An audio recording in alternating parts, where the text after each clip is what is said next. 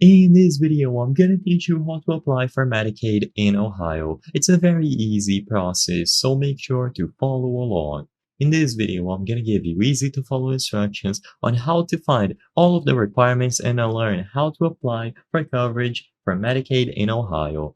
The best way to do this is going to be through the Medicaid government website. So go to medicaid.gov through a web browser on your computer or your phone, whatever you prefer. For this video, I am doing it on my computer, but you can follow along on any mobile device. In this page, all that you have to do is click on Learn how to apply for coverage, and in this page you will get this information. You must contact your state Medicaid agency to apply for Medicaid, see if you are eligible, check on a Medicaid application, get a replacement card, check claims, and find a Medicaid healthcare provider. So you can click on Ohio on this interactive map or scroll all the way down, and eventually you will be able to find Ohio among the list of states. As you can see, under each state they offer a redirection link to the website, so the Ohio Department of Medicaid, Ohio State contacts, eligibility, enrollment, renewal, and then this phone number that you can call. If you would like an agent of theirs to go through this process with you, the best course of action is to call this number and they will be able to help you. So call them at 800-324-8680,